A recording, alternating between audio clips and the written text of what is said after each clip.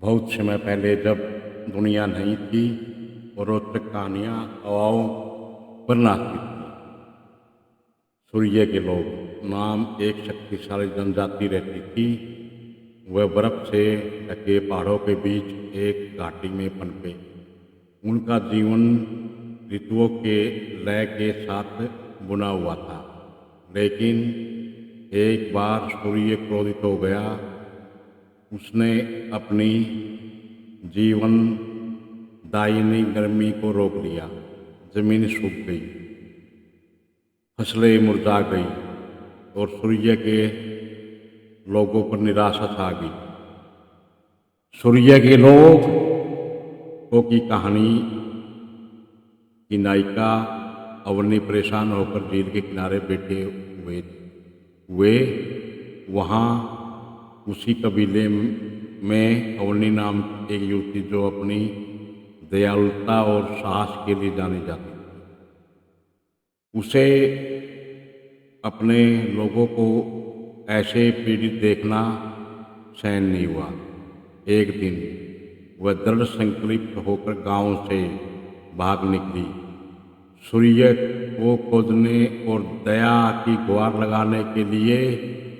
उसकी यात्रा उसे तपते रेगिस्तान, उलझे हुए जंगलों से होकर उस दुनिया की छोर तक ले गई जहाँ एक विशाल चमकती झील थी जो सूर्य की भांति चमक रही थी।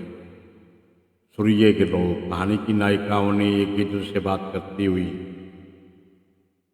दृढ़ निश्चय से भरी हुई अवनी थक चुकी थी। वह झील के पास बैठ गई। उसकी आंखों में आंसू भर आए।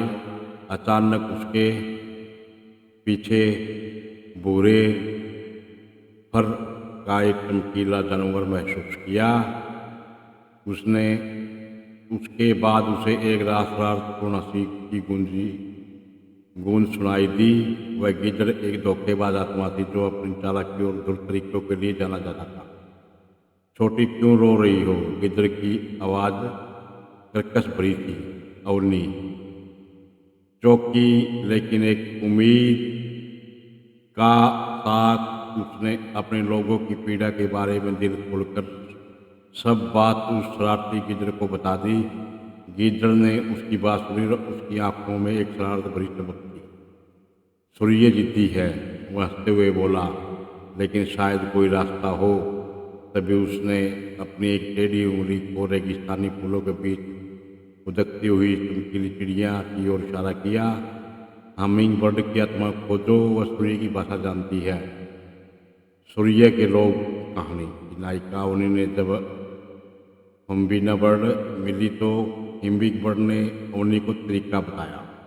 गिद्ध की सलाह पर अवनी ने हम्बिंग बर्ड की खोज की। अंत में उसने उसे अकेले कांटे वाले पेड़ के फूल पर बैठा पाया। अवनी ने एक बार फिर अपनी गुहार उस चिड़िया को बताई। उसकी आवाज़ आशा से काँप रही थी। हमिंग बर्ड ने धैर्यपूर्वक सुना। उसकी पंखों के रंगों में धुंधलापन था। सूर्य को अपनी जीवन दायनी शक्ति की याद दिलाने की जरूरत है। वह गुनगुनाई, वापस जाओ, सबसे चमकीले फूल इकट्ठा करो और चिलचिलाती धूप के नीचे एक चिता बनाओ। उनकी सुंदरता को श्रद्धांजलि के रूप में चढ़ाओ। हमिंग बर्ड ने धैर्यपूर्वक सुना। उसके पंखों के रंगों में धुंधलापन था। सूर्य को अपनी जीवन दयानी शक्ति की याद दिलाने की जरूरत है। वह गुनगुनाई, वापस जाओ, सबसे चमकीला फूल इकट्ठा करो और चिलचिलाती धूप के नीचे एक चित बनाओ। उस सुंदरता को श्रद्धांजलि के रूप में चढ़ाओ। सूर्य के लोग कहानी की नायिका अवनी द्वारा बताए रास्ते के द्वारा फूलों की चिता बनाई गई। अवनी आशा से भरे दिल से अपने गांव वापस दौड़ी। साथ में सूर्य के लोगों ने सबसे चमकीले फूल इकट्ठा किए। उन्होंने एक चिता बनाई जो इंद्रधनुष की तरह झिलमिला रही थी।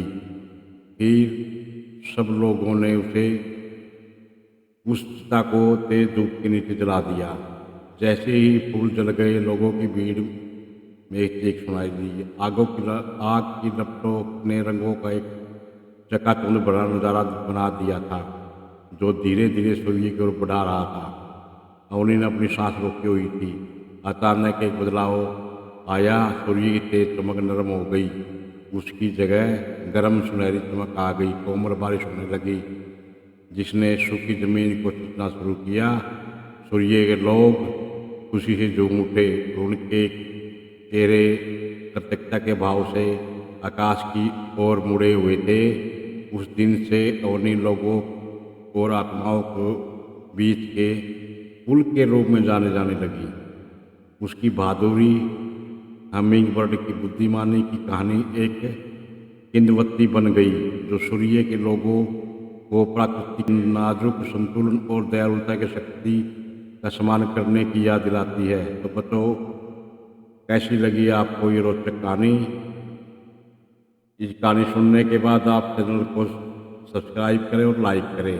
धन्यवाद।